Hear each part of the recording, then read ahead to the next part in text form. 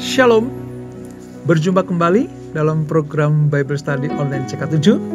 Saudara, tanpa kita sadari ya, ternyata kita sudah hampir separuh dari Alkitab kita pelajari di dalam program yang luar biasa ini. Saudara. Memang kita tidak secara mendalam membahasnya, tetapi garis besar dari apa yang kita baca, kita pelajari itu sangat berguna di dalam kehidupan rohani kita. Kita semakin mengenal Tuhan, kita tahu jalan-jalannya, dan kita sepakat untuk tetap setia kepada Tuhan. Nah, hari ini saudara, setelah kita selesai 5 pertemuan terakhir kita membahas tentang kitab Ratapan, maka saat ini kita masuk ke kitab yang baru, yaitu Yehezkiel. Nah, Yehezkiel ini kitab yang penuh dengan lambang-lambang, nubuatan-nubuatan tentang keputusan-keputusan Tuhan atas bangsa pilihan dan bangsa-bangsa di luar Israel. Bagaimana Allah menyatakan kemuliaannya, kebesarannya, keagungannya, dan keadilannya. Nah, oleh sebab itu, sebelum kita membahas lebih jauh dari pasal pertama dari Yehezkiel, mari kita hampiri Tuhan, kita minta Roh Kudus mengurapi kita, menjamah kita senantiasa. Haleluya, Yesus. Haleluya,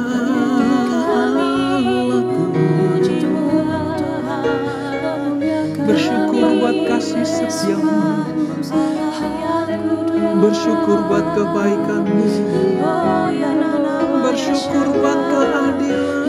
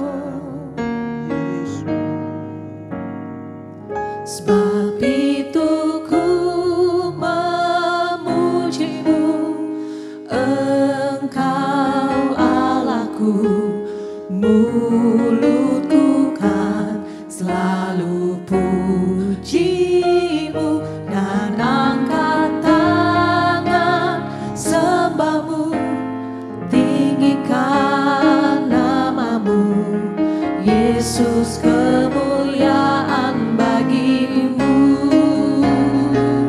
Sebab itu ku memujimu, Engkau Allahku, mulutku kan selalu pujimu dan angkat tangan sembahmu, tinggikan namamu, Yesus, kemuliaan bagimu. Sebab itu ku memujimu, Engkau Allahku, mulutku kan selalu pujimu dan angkat tangan sembahmu, tinggikan namamu, Yesus, kemuliaan bagimu, Yesus, kemuliaan bagimu, Yesus, kemuliaan bagimu. Haleluya, haleluya, haleluya. Siapa Tuhan seperti Engkau? Siapa Allah yang dapat menandingi Engkau? Engkau satu-satunya pribadi yang tak tertandingi, besar, agung, mulia, dan Engkau berjaya atas segala-galanya. Engkau mengatasi segalanya. Terima kasih Bapa, terima kasih Tuhanku, terima kasih Roh Kudus untuk pernyataan-Mu tentang keagungan dan kebesaran nama-Mu. Kami akan melanjutkan pembelajaran kami kitab yang baru, yaitu kitab Nabi Yehezkiel. Kami minta Roh Kudus mengurapi kami, menerangi pikiran kami, hati kami dan jiwa kami, supaya apa yang kami baca, kami renungkan, dapat menjadi sebuah pedoman bagi kami untuk hidup di dalam perkenan-Mu. Urapi kami Tuhan, di dalam nama Yesus. Mari yang siap belajar firman Tuhan, sama-sama kita katakan amin. Amin.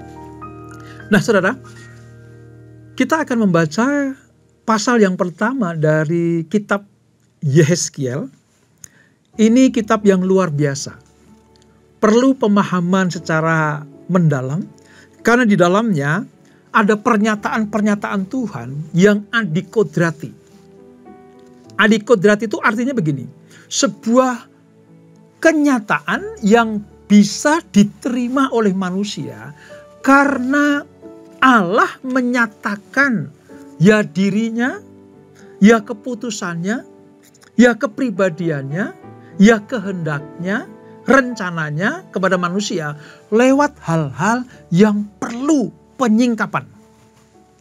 Bisa tentang nubuatan, bisa tentang lambang-lambang, bisa tentang pernyataan-pernyataan yang bisa dilihat oleh mata jasmani maupun mata rohani manusia. Sebagai contoh begini, bagaimana Tuhan itu teofani. Teofani itu menjumpai manusia dan bisa bertatap muka dengan manusia. Manusia bisa bercakap-cakap dengan Tuhan, mendengarkan secara audible apa yang Tuhan katakan. Itu namanya teofani. Nah, kitab ini saudara memang perlu konsentrasi untuk memahaminya. Nah, sebelum kita membaca di pasal yang pertama, saya mau jelaskan dulu begini. Bahwa Yehezkiel pasal 1 sampai 24 itu berbicara tentang nubuatan-nubuatan melawan Israel. Mungkin saudara tanya begini, loh kok Nabi menubuatkan kepada bangsa pilihan tapi melawan Israel? Mengapa bisa terjadi? Nubuatan-nubuatan Allah ini justru menghukum Israel, mendidik Israel, melawan Israel. Karena kalau kita ingat 5 pelajaran terakhir, pertemuan terakhir tentang kitab peratapan, bagaimana bangsa pilihan itu mengalami penghukuman Tuhan dengan cara apa saudara? Dibuang keluar dari negaranya, dari bangsanya, dari Yerusalem ke Babel. Nah, ini sebuah pernyataan Tuhan, nubuatan Nabi untuk melawan Israel. Nah, kisahnya seperti apa? Sekali lagi ya, pasal 1-24 itu bercerita nubuatan bagi Israel. Nubuatan pertama, saudara. Bagaimana Allah itu memilih Yeskiel lalu melihat kemuliaan Tuhan. Pertama-tama Allah menyatakan kemuliaan Tuhan dulu. Seperti yang kita nyanyikan tadi, ya, keagungan, kebesaran, ya, kejayaan Tuhan itu dinyatakan. Supaya apa? Supaya nanti Nabi Yeskiel tahu bahwa Allah itu Allah yang besar. Allahnya bangsa Israel Allah yang dahsyat luar biasa. Mari kita baca ayat 1 sampai ayat 21, saudara. Bagaimana Nabi melihat kemuliaan Tuhan. Demikian firman Tuhan. Pada tahun ke-30, dalam bulan yang keempat, pada tanggal 5 bulan itu, ketika aku bersama-sama dengan para buangan berada di tepi sungai Kebar, terbukalah langit dan aku melihat penglihatan-penglihatan tentang Allah. Jadi rupa-rupanya Yeskiel ini ikut dibuang bersama dengan para tawanan di tepi sungai Kebar melihat penglihatan tentang kebesaran Tuhan. Pada tanggal 5 bulan itu, yaitu tahun ke-5 sesudah Raja Yoyakin dibuang, datanglah firman Tuhan kepada Imam Yeskiel, anak Busi, di negeri orang Kasdim, di tepi sungai Kebar, dan di sana kekuasaan Tuhan meliputi dia. Lalu aku melihat, sungguh, angin badai bertiup dari utara, dan membawa segumpal awan yang besar dengan api yang berkilat-kilat. Dan awan itu dikelilingi oleh sinar. Di tengah-tengah api itu kelihatan seperti suasa mengkilat. Dan di tengah-tengah itu juga ada yang menyerupai 4 makhluk hidup. Dan beginilah kelihatannya mereka. Mereka menyerupai manusia. Yang pertama ini, menyerupai manusia. Tetapi masing-masing mempunyai 4 muka. Dan pada masing-masing ada pula 4 sayap. Kaki mereka adalah lurus, dan telapak kaki mereka seperti kuku anak lembu. Kaki-kaki itu mengkilap seperti tembaga yang baru digosok. Pada keempat sisi mereka di bawah sayap-sayapnya tampak tangan manusia. Mengenai muka dan sayap mereka berempat adalah begini. Mereka saling menyentuh dengan sayapnya. Mereka tidak berbalik kalau berjalan. Masing-masing berjalan lurus ke depan. Muka mereka kelihatan begini. Keempatnya mempunyai muka manusia di depan. Muka singa di sebelah kanan, muka lembu di sebelah kiri, dan muka raja wali di belakang. Sayap-sayap mereka dikembangkan ke atas. Mereka saling menyentuh dengan sepasang sayapnya, dan sepasang sayap yang lain menutupi badan mereka. Masing-masing berjalan lurus ke depan, ke arah mana roh itu hendak pergi. Kesanalah mereka pergi. Mereka tidak berbalik kalau berjalan. Di tengah-tengah makhluk-makhluk hidup itu, kelihatan seperti bara api yang menyala, seperti suluh yang bergerak kian kemari di antara makhluk-makhluk hidup itu. Dan api itu bersinar sedang, dari api itu kilat sabung menyabung. Makhluk-makhluk hidup itu terbang ke sana kemari seperti kilat. Aku melihat, sungguh, di atas tanah, di samping masing-masing dari keempat makhluk-makhluk hidup itu, ada sebuah roda. Rupa roda itu seperti kilauan permata birus, dan kepalanya adalah serupa. Buatannya seolah-olah roda yang satu di tengah-tengah yang lain. Kalau mereka berjalan, mereka dapat menuju ke 4 jurusan. Mereka tidak berbalik kalau berjalan. Mereka mempunyai lingkar, dan aku melihat bahwa sekeliling lingkar yang 4 itu penuh dengan mata. Kalau makhluk-makhluk hidup itu berjalan, roda-roda itu juga berjalan di samping mereka. Dan kalau makhluk-makhluk hidup itu terangkat dari atas tanah, roda-roda itu turut terangkat. Ke arah mana roh itu bergerak pergi, kesanalah mereka pergi. Dan roh dan roda-roda sama-sama terangkat dengan mereka. Sebab roh makhluk-makhluk hidup itu berada di dalam roda-rodanya. Kalau makhluk hidup itu berjalan, roda-roda itu berjalan. Kalau mereka berhenti, roda-roda itu berhenti. Dan kalau mereka terangkat dari tanah, roda-roda itu sama-sama terangkat dengan mereka. Sebab roh makhluk-makhluk hidup itu berada di dalam roda-rodanya.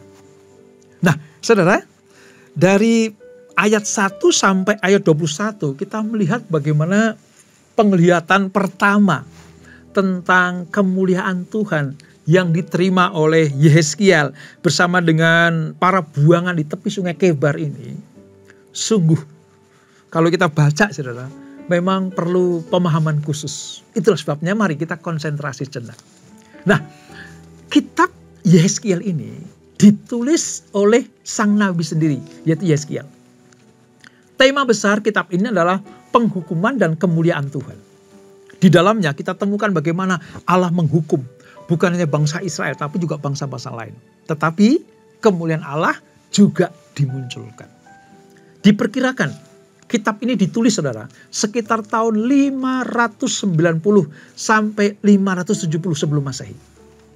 Nah, sang nabi, dalam hal ini Yehezkiel, itu pelayanannya sebagai nabi terjadi pada masa perjanjian lama. Ya, ini masa pelayanan yang luar biasa bagi Yehezkiel. 7 tahun sebelum kebinasaan, yaitu pada tahun 586 sebelum Masehi, dan 15 tahun setelah kebinasaan. Artinya begini, Yehezkiel ini menjadi nabi sebelum masa pembuangan sampai ikut dibuang, saudara. 7 tahun plus 15 tahun melayani umat Allah. Dan yang dilihat adalah kemuliaan Allah. Ya, hukuman-hukuman Allah, tapi kemuliaan Allah juga dilihat oleh Yehezkiel. Kalau kita pelajari kitab Yehezkiel, saudara, ini adalah peristiwanya di Babel. Peristiwa di Babel. Nebukadnezar telah menawan orang Yahudi, khususnya kerajaan selatan yaitu Yehuda, dari Yerusalem diangkut ke Babel.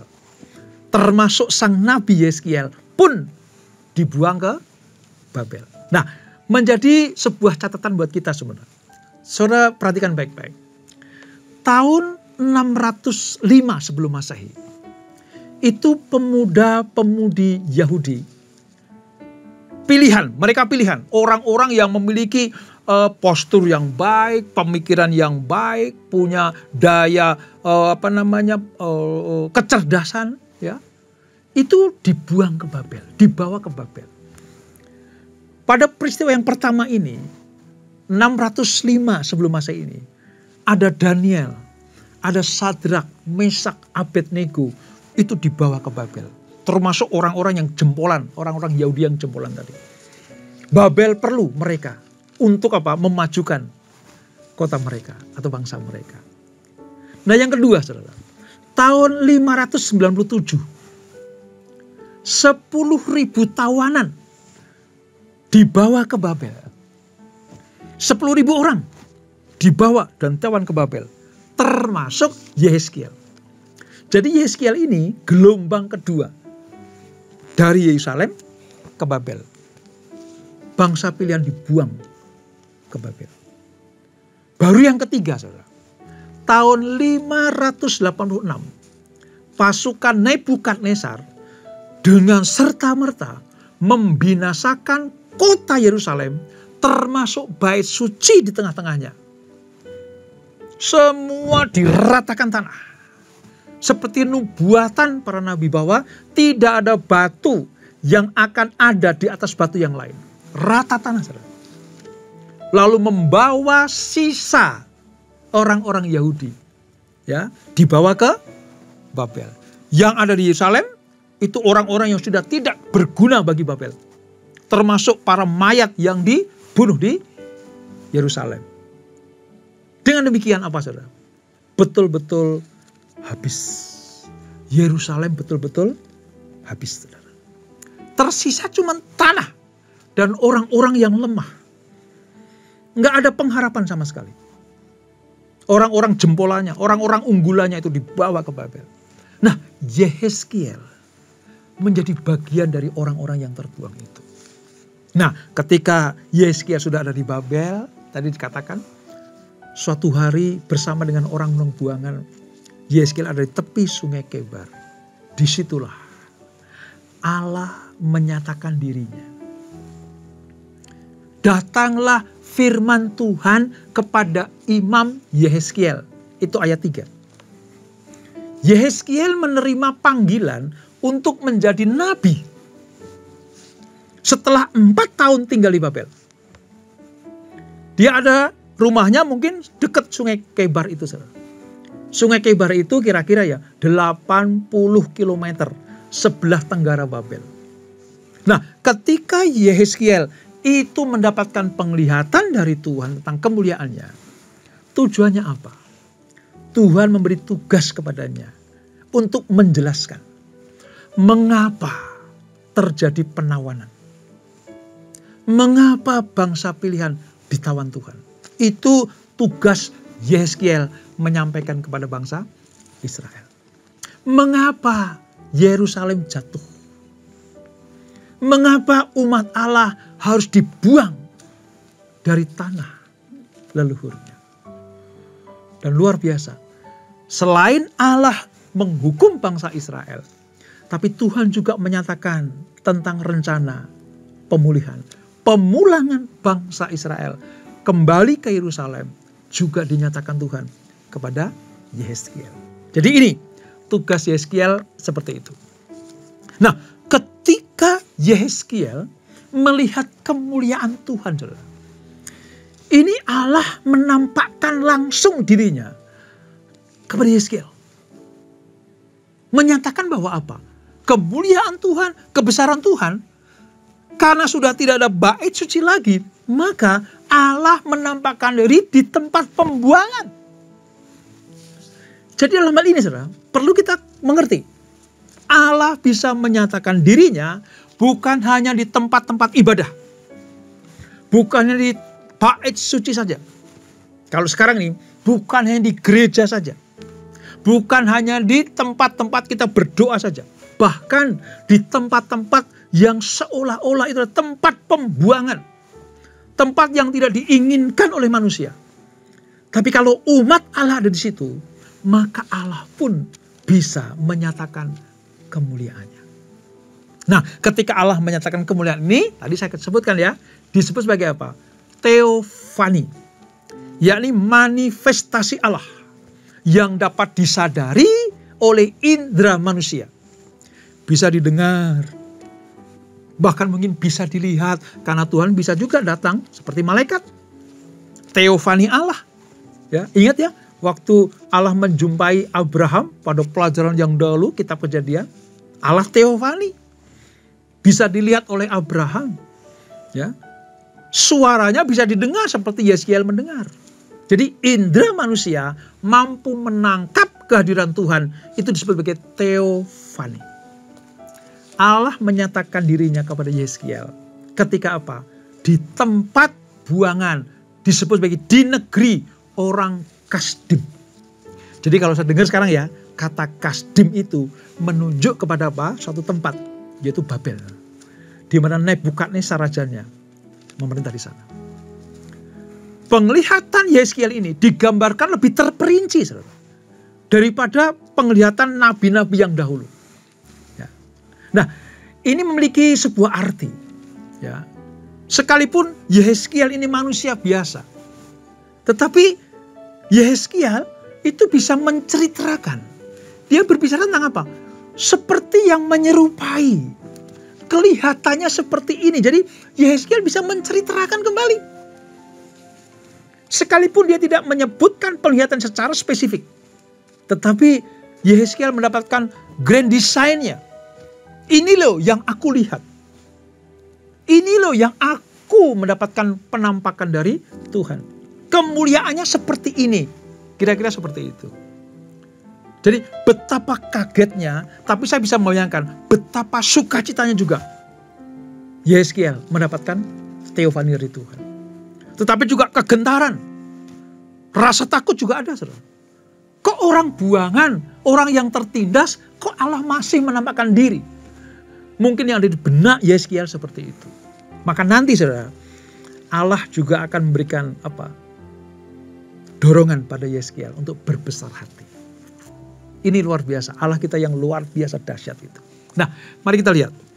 Yehezkiel, saudara, dalam nubuatannya menuliskan memakai benda-benda dan binatang yang ia ketahui. Untuk apa? Untuk mencoba menjelaskan apa yang disaksikannya. Tadi ya, ada fenomena alam seperti awan dan api. Itu menunjukkan apa? Tentang kehadiran dan kemuliaan Allah.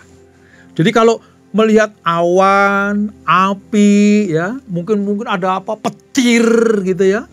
Ada suasana di semesta atas sana yang menggelegar gitu. Nanti kalau kita jumpai, itu lambang tentang kebesaran, kemuliaan, kehadiran Tuhan. Lalu yang dilihat apa lagi? Makhluk-makhluk. Menggambarkan Allah yang maha hadir dan maha tahu. Ada lagi dikatakan, roda-roda yang penuh mata. Itu melambangkan apa? Allah yang dapat melihat segala sesuatu. Dari sudut pandang apapun. Dari mata angin apapun. Allah bisa melihat, karena tadi roda-rodanya penuh dengan mata. Nah, mengapa penglihatan ini dinyatakan? Yehezkiel menyadari bahwa pemahaman manusia tentang Allah sangatlah terbatas. Maka Allah perlu untuk menyatakan dirinya. Firman Allah datang kepada Yehezkiel secara nyata. Maka ketika itu hadir, saudara, dia menyembah, dia sujud menyembah dan memasang telinganya untuk mendengarkan ketika Allah berfirman. Coba lihat ya, mari kita lihat di ayat 28b. Kita lihat ayat 28b. Demikian. Begitulah kelihatan gambar kemuliaan Tuhan. Tatkala aku melihatnya, aku sembah sujud. Lalu ku dengar suara Dia yang berfirman. Jadi ketika penglihatan itu dinyatakan Tuhan, lalu bisa ditangkap oleh panca indera Yehezkiel. Apa yang terjadi? Dia menyembah Tuhan dengan cara bersujud di tepi sungai Kebar itu. Selain itu, menyembah dengan membuka telinganya karena Allah mau berfirman. Ini pelajaran yang luar biasa. Pada posisi menyembah pun, kita tetap harus mendengar suara Tuhan. Pada posisi sujud menyembah, bukan hanya perasaan hati kita saja yang ngecun sama Tuhan, tetapi kita siapkan telinga kita untuk mendengar apa yang ingin dikatakan Tuhan. Ini penting sekali. Penyembahan itu wujud bahwa kita hormat. Kita betul-betul rindu menikmati hadirat Tuhan. Dengan cara menyembah. Menikmati hadirat Tuhan. Tapi bukan sekedar menikmati. Kita siapkan telinga kita untuk mendengarkan apa pesan Tuhan. Wow, luar biasa. Dan Allah tadi saya katakan ya, tidak hanya berbicara di rumah Tuhan. Tidak hanya berbicara di tempat-tempat yang dipandang kudus oleh manusia. Bahkan di tepi sungai, tempat pembuangan sekalipun, Allah tetap berfirman. Ini luar biasa. Dan ketika Allah menyatakan kemuliaannya, berbicara kepada Yehezkiel, Allah memang kelihatan jauh jaraknya dengan pemikiran manusia. Kalau kita melihat bagaimana Allah berbicara kepada Yehezkiel, Allah memang melampaui jauhnya itu sulit untuk dimengerti oleh manusia. Kalau kita nanti sampai pada Injil Yohanes, saudara, pasal yang pertama ayat 18 akan mengatakan gini, tak seorang pun yang pernah melihat Allah. Namun, ya, Allah ingin menyatakan dirinya kepada manusia. Supaya apa? Supaya manusia itu dapat mengenal Tuhan. Mendengar suara Tuhan. Menikmati kehadirannya.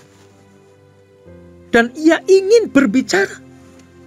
Ingin memperdengarkan kehendaknya lewat suara yang bisa didengar oleh orang-orang pilihan. Itulah sebabnya waktu kita belajar firman Tuhan, saudara, kita sedang melihat sebuah pengalaman rohani yang dialami oleh manusia biasa. Yehezkiel itu manusia biasa sama seperti kita. Ya memang statusnya nabi, tetapi dia orang buangan.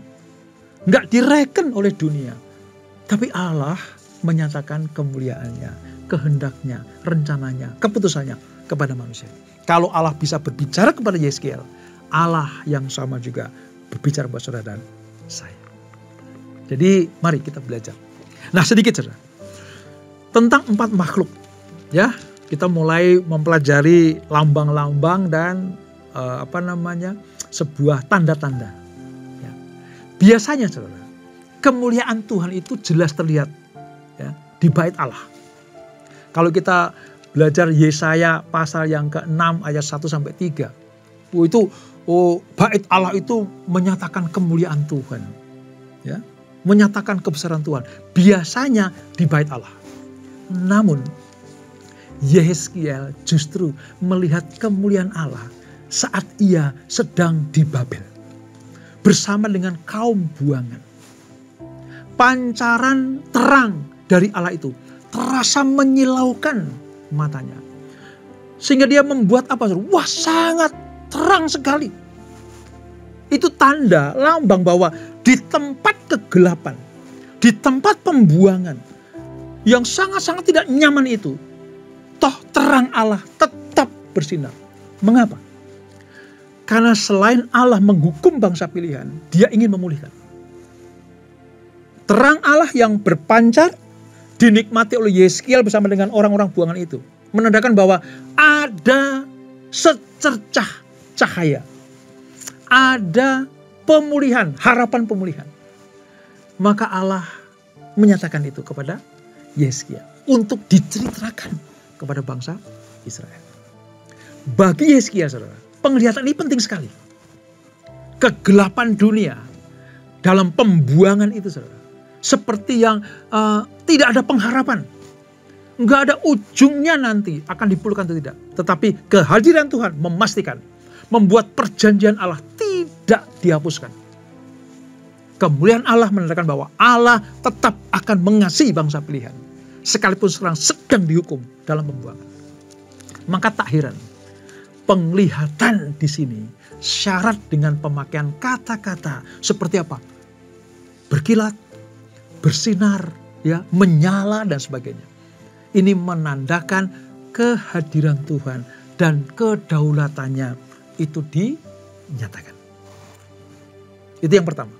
Yang kedua, penglihatan ini meneguhkan pelayanan Yeskiel bahwa ia akan melakukan seperti yang dilakukan oleh makhluk-makhluk yang dilihatnya, yang masing-masing kepalanya itu berwajah 4. Yang pertama, wajah manusia. Yang kedua, singa.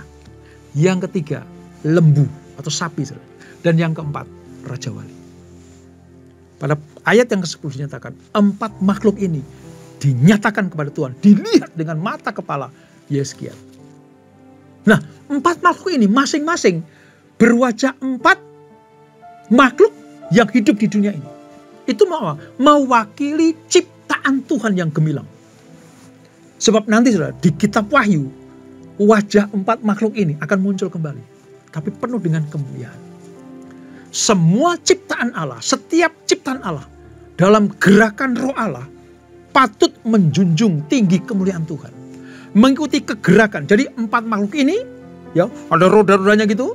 Kemana roh Allah bekerja, kemana roh Allah berjalan, kemana roh Allah melangkah, kesitulah makhluk ini mengikutinya. Makhluk-makhluk ini diidentifikasinya sebagai apa? Kerub.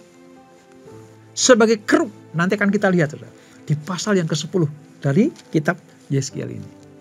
Kerub itu merupakan malaikat yang memanifestasikan kekudusan dan kemuliaan Tuhan. Kepada siapa? Kepada manusia. Jadi kalau dengar kata kerub itu sebenarnya apa? Makhluk ciptaan Allah. Identifikasinya sebagai malaikat. Mereka mendampingi Allah. Pada saat penghukuman pun. Atau bahkan saat pemberkatan. Allah memberkati umatnya. Kerub itu berjalan. Kerub juga pernah menjaga Taman Eden. Namun setelah kejatuhan manusia, maka kerub itu mengunci Taman Eden. Kerub juga ada di apa? Tabut perjanjian. Nah, dalam penglihatan Yeskiel, para kerub ini sedang menyatakan kemuliaan dan kekudusan Allah kepada para perjuangan. Jadi di bait suci, di tabut Allah, di tempat pembuangan, di tempat-tempat yang tidak mengenakan, Allah tetap ada bersama-sama dengan umat pilihannya. Ini yang harus kita catat baik-baik. Sekali lagi, ini saya tandaskan. Penglihatan Yeskiel itu adalah menyatakan bahwa Allah bersama dengan umatnya. Ya di bait suci, ya di Taman Eden, ya di tabut perjanjian. Tapi jangan lupa, di tempat pembuangan sekalipun, Allah tetap hadir. Kenapa, saudara? Karena penghukuman Allah itu merupakan didikan. Anaknya dididik, tapi Allah tidak pernah meninggalkan. Jadi pelajaran pertama dari kitab Yeskiel adalah Allah menghukum, umatnya dibuang, tapi tidak pernah ditinggalkan Tuhan. Itu inti Yeskiel pasal yang pertama. Catat baik-baik, Allah kita Allah yang setia. Tidak pernah meninggalkan anak-anaknya. Sekalipun dalam pembuangan, Allah menyertai umatnya. Dan itulah Yeskiel pasal yang pertama. Kita berdoa. Bapak, terima kasih untuk anugerah-Mu. Kami perlu konsentrasi penuh untuk mempelajari kitab Yeskiel ini. Karena berupa lambang-lambang penglihatan teofani Allah. Ya hukuman nubuatan.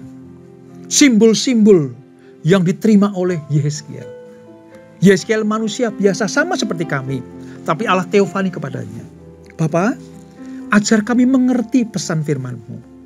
Kami mendapatkan kesimpulan bahwa di tempat Allah hadir, disitulah kemuliaan dinyatakan. Bukan hanya di bait suci, bukan hanya di tabut perjanjian, bukan hanya di Taman Eden, bahkan di tempat pembuangan di Babel sekalipun, Allah hadir sebab umatnya ada di sana. Itulah sebabnya kami menguatkan iman kami, hati kami, dimanapun kami berada, Allah selalu ada bersama dengan kami. Itu jaminan tentang pemulihan, jaminan tentang kehadiran Tuhan, dan jaminan tentang berkat-berkat ilahi. Terima kasih Bapak untuk pelajaran yang indah ini. Sebelum kami tinggalkan acara ini, kami siapkan hati kami terima berkat yang daripada-Mu. Kekasih-kasih Kristus arahkan hatimu pada Tuhan. Terimalah berkat kasih anugerah dari Allah Bapa yang berlimpah-limpah. Di dalam anaknya yang tunggal Tuhan Yesus Kristus. Dan persekutuan yang manis dalam Roh Kudus menyertai kita semuanya. Mulai saat ini sampai Maranatha. Yesus datang yang kedua kali menjemput kita semuanya. Bertemu di awan-awan yang permai. Menikmati kemuliaan kekal sampai selama-lamanya. Yang diberkati, sama-sama kita katakan amin. Tuhan Yesus memberkati.